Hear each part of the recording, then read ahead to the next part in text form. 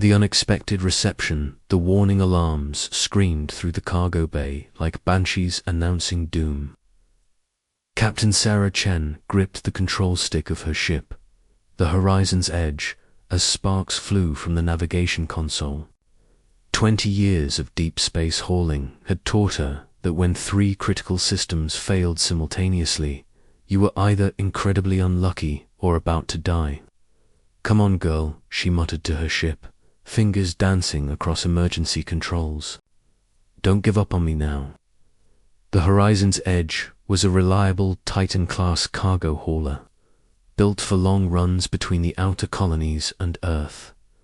Sarah had bought her second-hand 15 years ago with her military discharge pay, and they'd been through everything together: asteroid storms, pirate attacks, and more emergency landings than she cared to count. But this felt different. The hyperdrive had failed first, dropping them out of faster-than-light travel in an uncharted system. Then the main engine started, overheating, followed by a cascade failure in the life support systems. Now she was looking at a planet below that hadn't appeared on any of her star charts, praying she could make a controlled landing before everything went completely dark. "Mayday, Mayday," she broadcast on all frequencies. "This is cargo vessel Horizon's Edge.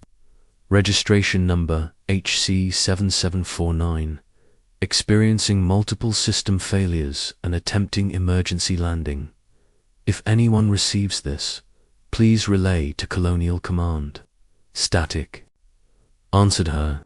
She hadn't expected anything else this far from the shipping lanes. The planet below was beautiful in a haunting way. Purple and gold clouds swirled around continents that gleamed with what looked like crystal formations. 3 small moons hung in the violet sky like pearls on a necklace. It would have been peaceful if she weren't plummeting toward it in a dying ship. Sarah activated the emergency beacon and strapped herself in. The atmospheric entry was rougher than she'd hoped. The ship shuddered and groaned as it hit the upper atmosphere, heat shields glowing cherry red. She managed to level out about 5 kilometers above the surface, looking for somewhere flat to set down. That's when she saw the city. It rose from the crystal plains like something out of a dream, all flowing lines and organic curves that seemed to grow rather than be built. Towers twisted upward like frozen tornadoes, connected by bridges that arced gracefully through the air. The entire structure pulsed with a soft, rhythmic light that matched the crystal formations scattered across. The landscape, well, Sarah said to herself, at least I won't be alone. The landing was controlled, barely. She set the Horizon's Edge down on a flat area about 2 kilometers from the city. The landing gear screaming protest as they absorbed the impact. Steam hissed from the cooling engines, and several more warning lights joined the symphony of failures on her console. Sarah sat in the pilot's chair for a moment, catching her breath. Her hands were shaking slightly from adrenaline, and she could taste copper where she'd bitten her tongue during the landing. She was alive, which was more than she'd expected 5 minutes ago. The ship was damaged, but intact, and there was definitely intelligent life on this planet, which meant the possibility of rescue or at least assistance. She unbuckled her restraints and moved to the cargo bay, where her emergency supplies were stored. Standard procedure called for establishing communications, assessing the local environment, and setting up a defensive perimeter. But as she opened the bay doors and stepped onto the planet's surface, she realized that standard procedures weren't going to apply here. The gravity was slightly lighter than Earth normal, and the air was breathable, though it carried an unusual metallic taste. The crystal formations she'd seen from above were even more spectacular up close. They rose from the ground like geometric trees, faceted surfaces catching and reflecting the light from the system's binary stars. The formations hummed with a low, barely audible frequency that she felt more than heard. But what made her stop in her tracks was the group approaching from the city. There were about 20 of them, humanoid but clearly alien. They were tall and graceful, with elongated limbs and faces that held an otherworldly beauty. Their skin had a faint luminescent quality, shifting between pale blue and silver depending on the angle of the light. They wore flowing garments that seemed to be made from the same material as their city, organic and alive. What struck Sarah as odd was their body language. They weren't approaching cautiously, as she might expect when encountering an unknown alien. Instead, they moved with purpose and what almost looked like excitement. Several were pointing at her and gesturing to each other in animated discussion. The group stopped about 10 meters away, and one of them stepped forward. This individual was taller than the others, with intricate patterns etched into their luminescent skin that pulsed with soft light. When they spoke, their voice carried a musical quality that made the universal translator in Sarah's ears struggle to keep up. "Captain Sarah Chen," the being said, and Sarah felt her blood turn cold. "Welcome to Zephyr 7. We have been expecting you." Sarah's hand instinctively went to the sidearm holstered at her hip. "How do you know my name?" The alien's face shifted into what might have been a smile. "We know much more than your name. Sarah Chen of Earth, daughter of Michael and Lynn Chen, former colonial Marine Corps, veteran of the Proxima conflict, owner and operator of the cargo vessel Horizon's Edge. You prefer coffee to tea. You have nightmares about the battle at Station Omega-3. And you still keep a photo of your sister Rebecca in your quarters, even though she died 7 years ago." The world seemed to tilt around Sarah. Those were not things that any alien civilization should know. Hell, most humans didn't know those details about her life. She drew her weapon, training taking over despite her shock. "Stay back," she warned. "I don't know what kind of surveillance operation you're running, but we mean you no harm," the aliens said, raising their hands in a gesture that was remarkably human. "My name is Keeper Vexi, and my people are the Zephyrians. We have been listening to your stories for many cycles, learning from your experiences, drawing strength from your emotions. You are more important to us than you realize. Listening to my stories." Sarah kept her weapon raised but didn't fire. Something in Vexhi's tone suggested genuine respect rather than threat. "What are you talking about?" Vexhi gestured to the crystal formations surrounding them. "Your ship has been transmitting, Captain Chen. For many of your years, it has been sending signals into space. Not intentional communications, but fragments of data from your personal logs, your ship's sensors, even your conversations with yourself. During long voyages, our world's crystalline matrix can receive and interpret such transmissions." Sarah's mind raced. The Horizon's Edge had a standard black box system that recorded ship operations, but it wasn't supposed to broadcast anything. Unless there had been a malfunction, a feedback loop in the communication array that turned the recorder into a transmitter. "The Kepler-7 incident," she said suddenly. 3 years ago, I flew through an ion storm near the Kepler system. The array was damaged." "Yes," Vexhi nodded. "That was when we first began receiving clear transmissions. Before that, we caught only fragments, glimpses of human experience that fascinated our scholars. But after Kepler-7, we began receiving detailed accounts of your daily life, your memories, your dreams." The implications hit Sarah like a physical blow. For 3 years, her most private thoughts and experiences had been broadcasting across space for anyone to intercept. Her conversations with herself during lonely flights, her nightmares about the war, her grief over her sister's death, even mundane details like her preference for coffee over tea. "You've been watching me," she said, anger building, studying me like some kind of laboratory specimen.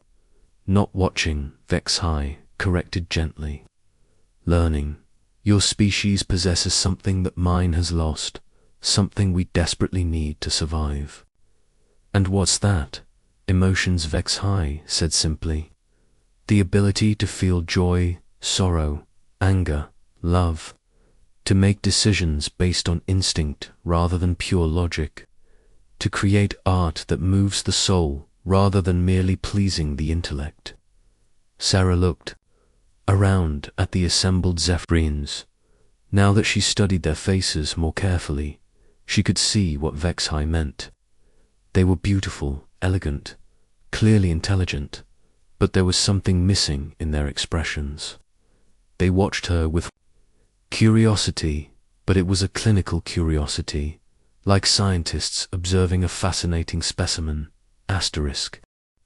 "You're saying your entire species doesn't feel emotions?"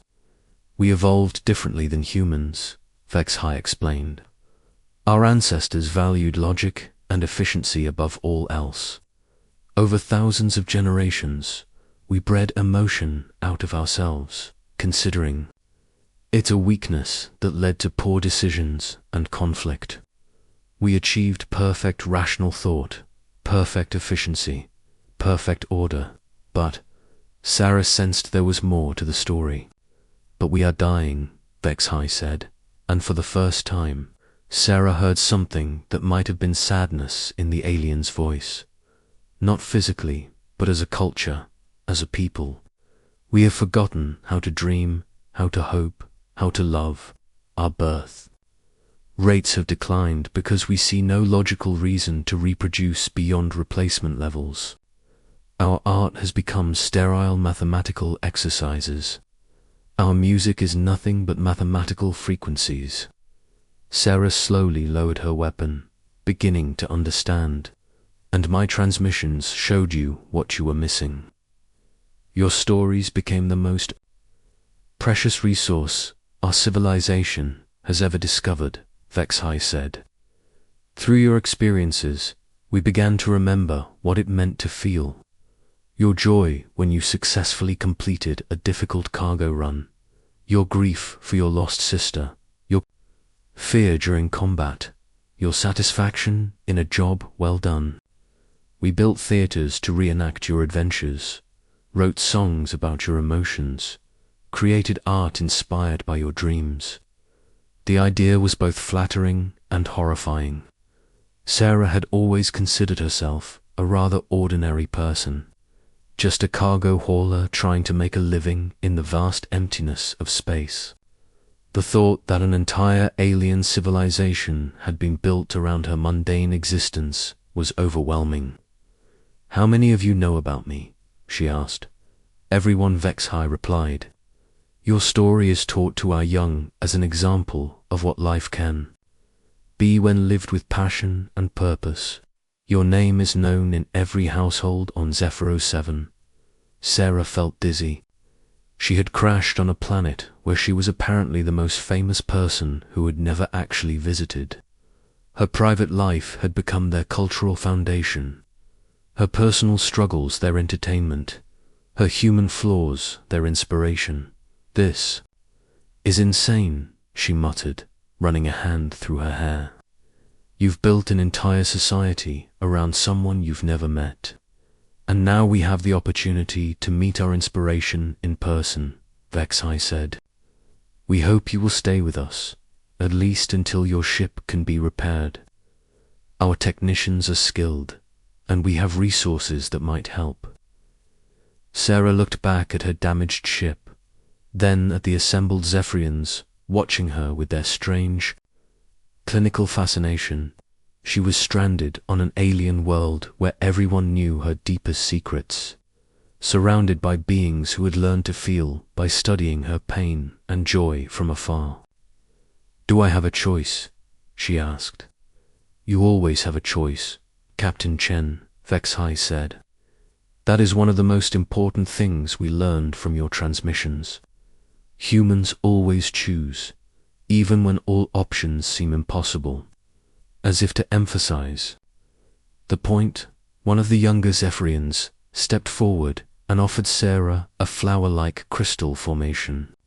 When she touched it, it pulsed with warm light, and she could swear she felt a faint echo of something like gratitude. We have prepared quarters for you in the city, Vexhai continued. And there is something else you should know. The reason we are so grateful for your arrival is not merely to meet you in person.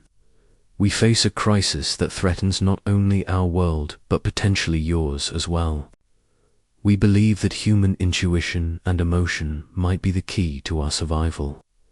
Sarah felt a familiar chill, the same sensation she'd experienced before every major battle during the war. What kind of crisis? Vexhai's luminescent skin dimmed. Slightly. Something is coming, Captain Chen. Something that feeds on energy and life itself. Our long-range sensors detected it 3 cycles ago, approaching from the galactic rim. It has already consumed 2 solar systems in its path. We call it the Void Walker. The crystal formations around them pulsed more urgently, and Sarah realized they weren't just decorative. They were some kind of communication or sensing network connected across the entire planet. Our calculations show it will reach this system within 10 solar cycles, Vexhai continued. We have powerful technology, weapons and shields that could theoretically stop such a threat, but our logical, predictable tactics have proven ineffective in simulations. We need something our enemy cannot calculate or anticipate. You need human unpredictability, Sarah said, beginning to understand. We need you, Captain Sarah Chen, Vexhai said. The woman who fought impossible odds at Station Omega 3, who found creative solutions when logic failed, who never gave up, even when defeat seemed certain. We need the human spirit that we have studied for so long to finally experience firsthand. Sarah looked up at the alien sky, where 3 moons hung like warnings of the strangeness she had stumbled into. She had crash-landed on a world where her private life was public knowledge, where an entire civilization had learned to feel by studying her emotions from afar, and where she was apparently the key to stopping some cosmic threat. It was insane, impossible, and exactly the kind of situation that seemed to find her wherever she went in the galaxy. "All right," she said finally, "show me to these quarters, and then show me everything you know about this Void Walker. If I'm going to help save 2 civilizations, I'm going to need coffee. Lots of coffee." For the first time, Vexhai's expression showed something that looked genuinely like relief, an emotion perhaps learned from watching Sarah's own reactions over the years. "We have prepared the exact blend you prefer," Vexhai said. "Dark roast, 2 sugars, no cream." Of course they had. The human solution, the quarters the Zephyrians had prepared for Sarah were uncomfortably perfect. Every detail matched her preferences. Exactly, from the firmness of the sleeping surface to the ambient temperature. They had even replicated the subtle hum of a ship's engines that she needed to fall asleep, though she noticed it was just slightly off. Created by artificial means, rather than the actual vibration of machinery, Sarah sat in a chair that molded itself to her body's contours, holding a cup of coffee that tasted exactly like her favorite blend from Earth. Across from her, Keeper Vexhai waited patiently while she processed everything she had learned in the past few hours. "Show me the data on this Void Walker," Sarah said finally. Vexhai gestured to the wall, which immediately became transparent, revealing a 3-dimensional star map. Bright points of light marked solar systems throughout this region of the galaxy. but Sarah could see a dark path cutting through them like a scar. It began here. Vex High indicated a system at the edge of the display. The Kepler 449 system, inhabited by a species called the Mothkari. They were energy-based beings, living in the coronas of their twin stars. In a matter of hours, both stars went dark. Not collapsed or exploded, simply drained of all energy. The display zoomed in, showing before and after images of the system. Where once two bright stars had burned, now only cold, dark spheres remained, their surfaces covered in what looked like crystalline growths. The Void Walker moves through space like a living thing, Vex High continued. It doesn't follow predictable orbital mechanics or use conventional propulsion. It simply appears at the edge of a system and begins feeding. Our analysis suggests it converts all forms of energy into some unknown substance, leaving behind those crystalline formations. Sarah studied the images, her military training automatically analyzing the tactical situation. How big is it? Approximately the size of your Earth's moon, but its mass readings are inconsistent with any known form of matter. Sometimes it appears solid, sometimes it seems to phase in and out of normal space-time. Our scientists believe it may exist partially in what you call hyperspace, and is heading here. Our calculations put its arrival at 7 cycles now. Not 10, as I initially estimated. It appears to be accelerating as it feeds. Sarah set down her coffee cup and stood, pacing to the transparent wall. The city of the Zephyrians stretched out below, its organic architecture pulsing with bioluminescent patterns. Millions of beings living peaceful, ordered lives, unaware that cosmic annihilation was racing toward them. You said your weapons and shields could theoretically stop it, she said. What did you mean by theoretically? Vex High joined her at the window. We have tested our most powerful weapons systems against simulated models of the Voidwalker. The quantum disruptors can penetrate its outer shell. The graviton cannons can alter its trajectory. And our planetary shield grid can deflect its energy-draining field for a limited time. But every simulation ends the same way. The entity adapts to our tactics within minutes. It learns from each attack, develops countermeasures, and eventually overwhelms our defenses. Our logical, systematic approach to combat is our weakness against an opponent that can process and counter pure logic faster than we can implement it. Sarah nodded, understanding the problem. She had faced similar situations during the war. Against AI-controlled enemy ships that could calculate optimal tactical responses faster than human commanders could issue orders. The solution had always been to do something unexpected, something that couldn't be calculated in advance. You need chaos, she said. Illogical moves that the entity can't predict because they don't follow optimal tactical doctrine. Fear leads to poor decisions, one of the military commanders said finally. It clouds judgment and reduces efficiency. Sometimes, Sarah agreed. But it also triggers survival instincts, forces you to consider options you wouldn't normally think of, makes you fight harder than logic says you should. At Omega 3, I wasn't brave. I was terrified. Terrified that I'd make the wrong choice. Terrified that people would die because of my decisions. That fear made me think of something no tactical computer would ever consider. She turned to address the entire assembly. The Voidwalker is coming, and it's counting on you to react logically, predictably. It's studied your technology, your tactics, your culture. But there's one thing it can't predict: how you'll react when you're genuinely afraid for your lives. Vex High's patterns pulsed with what might have been understanding. You propose to use fear as a weapon. I propose to use fear as a teacher, Sarah corrected. To show your people what it feels like when everything is on the line, when optimal. Solutions don't exist when you have to make impossible choices and live with the consequences. She paused, looking around at their faces. But first, I need to make sure my ship's transmitter is truly broadcasting, because I have an idea that's either brilliant or completely insane.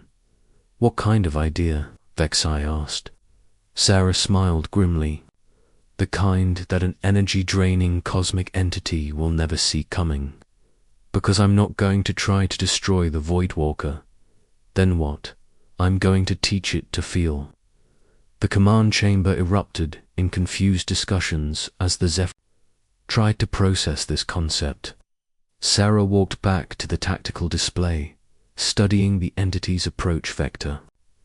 She had 4 days to turn a planet of logical beings into an army of unpredictable fighters, and somehow use their collective emotional awakening to defeat something that had consumed entire star systems. It was impossible, illogical, and exactly the kind of challenge that Sarah Chen had never been able to walk away from. The Voidwalker was about to learn why humans were the most dangerous species in the galaxy, not because of their technology or their numbers, but because they never gave up, never accepted defeat, and always found a way to turn their greatest weaknesses into their ultimate strengths. The battle for Zephyr 07 was about to begin, and Sarah was going to make sure it was unlike anything the universe had ever seen. Asterisk.